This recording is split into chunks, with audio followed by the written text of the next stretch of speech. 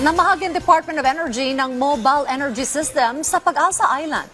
Lain po nitong magkaroon ng ilaw ang paaralan sa isla at magawa ang mga serbisyong pangkomunidad. Narito ang report. Sa pagtatapos ng 2025, dala ng pamahalaan ang isang makabuluhang pamaskong handog. Ang katiyakang mananatiling may liwanag ang pagkatuto sa mga paaralang matagal nang hindi naaabot ng enerhiya.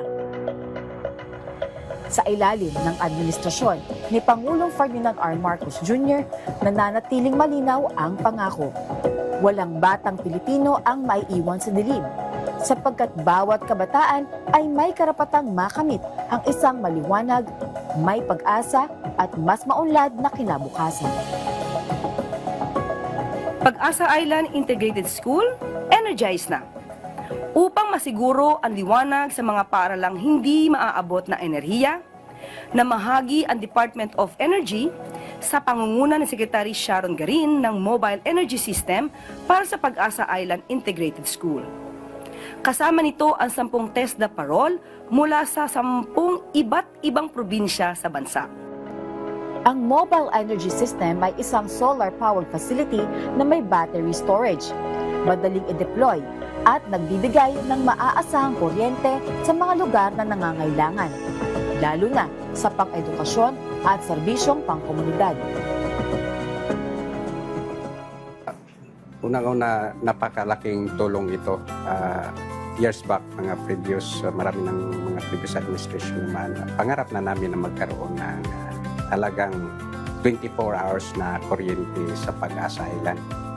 So, at natupad na po yung energy, yung dinonate ngayon ng DOA, dinala doon and establish, lalo na sa school, ay napakalaking tulong in the sense na minsan siyempre itong diesel-powered energy naman ng napukor, lalo na kung masamang panahon, minsan mabibitin sa fuel. So at least yung ating school, yung ating mag-aaral, ay hindi sila maapektuhan, no? Tuloy-tuloy yung klase nila. Nung dumating po ang mobile energy system, nandun po ako sa eskwelahan at kami po ay sobrang natuwa sapagkat alam namin na napakalaking bagay na maaring maitulong ng mobile energy system, lalong-lalo na sa amin sa paaralan, sapagkat alam naman natin ngayon na ang pagtuturo ay lalong mas mabilis, mas madali at mas epektibo kapag mayroong kuryenteng ginagamit, lalo-lalo na during the delivery of instruction ng mga teachers po natin na gumagamit po ng TV, gumagamit po ng mga laptops, ng ibang mga instructional materials na kinakailangan ng kuryente. So dahil mayroon na kaming source ng kuryente 24 hours a day na gamit ang mobile energy system, so ang mga teacher po namin sa Pag-asa ay mas mabilis nang kumuha ng mga supplemental materials nila pagdating sa pagtuturo. So napakalaking bagay po talaga ng kuryente, lalo-lalo na kung ang kuryente ay libre sa pamamagitan ng paggamit po ng solar energy. Dahil sa patuloy na suporta ng pamahalaan sa pamamagitan ng makabagong kagamitan at maaasahang kuryente, mas nagkaroon ng lakas ng loob ang mga guro na makipagsabayan at patuloy na mangarap para sa kanilang mga mag-aaral. Napakalaking tulong po nito sa amin sapagkat kami pong mga teachers, kahit kami po ay nasa malayong isla, gumagamit pa rin po kami ng mga technology such as TV, laptops, and projectors. Especially ako bilang science teacher, hindi ko naman basta-basta ibibigay sa mga bata yung concept. Kaya we use TV po. So paano ba mapagana ng TV? Kailangan po natin ng kuryente. At ang mobile energy system po ay isa sa napakalaking tulong sa amin sa Pag-asa Integrated School sapagkat isa siya sa mga source of energy. It is a renewable source of energy. Napakalaking hakbang po talaga yan sa amin sapagkat hindi kami nalalayo sa sistema dito sa mainland compared kahit na kami nasa malayong isla, hindi kami nalalayo sa sistema ng mainland po. Dahil nga po siyaan, nagiging mas active kami ngayon ng mga teachers. No, sa isla po kasi ng Pag-asa, ang kuryente po ay pinapatakbo sa pamamagitan ng diesel. So, ang diesel po ay manggagaling pa po dito sa mainland. So siya po ay i-deliver ng lansya na umaabot ng 2 o 3 araw bago po makarating sa Isla ng Pag-asa. Depende pa po yan sa panahon. Kapag masama po ang panahon, wala pong delivery ng diesel, so maaaring mawala ng kuryente. So ang solar energy na gamit po ng mobile energy system na i-donate po sa Pag-asa Integrated School ay mas matagal na panahon na pwede namin gamitin. Para naman sa mga magulang, ang maayos na edukasyon at matatag na kuryente ay higit pa sa proyekto.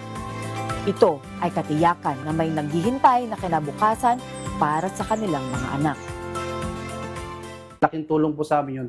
Lalo na po is yung paaralan is malapit lang sa bahay namin.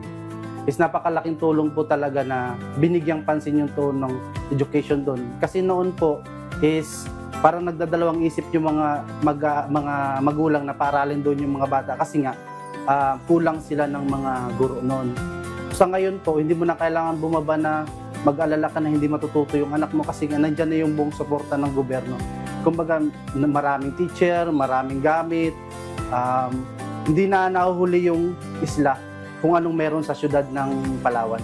Noong 2023, doon po nagsimula lahat. Kumbaga lahat, full support from national government talaga sa education, sa power, lahat po talaga parang binigyan tuon nilang pansin yung isla po talaga. Tapos, pagdating sa mga kabataan naman po ma'am, is parang mas lalo silang na-develop kasi meron na silang binigay na mga computers, mga equipment, lahat po ma'am, is nabibigyan po sila ng tuon ng pansin ng national and local government po natin.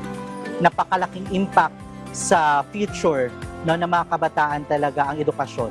At naniniwala ako sa quality education na maaaring may provide sa Isla ng Pag-asa sapagkat ako ay malaki ang tiwala ko sa aking mga guro na sila ay magagaling at sila po talaga ay nagdi-deliver quality na instructions pagdating sa mga bata namin.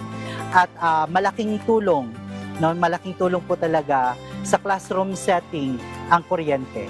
So dahil mayroon na kaming source ng kuryente 24 hours a day gamit ang mobile energy system, so mas ang mga teacher po namin sa Pag-asa ay mas mabilis nang kumuha ng mga supplemental materials nila pagdating sa pagtuturo. Sa kasalukuyan po, ang Pag-asa Integrated School ay mayroong population ng from kindergarten to grade 10 na 98 learners. At mayroon po kami 13 guro, kasama po ako pang 14, may isa po kami admin officer na isa. So a total of 15 na mga faculty and staff ng Pag-asa Integrated School.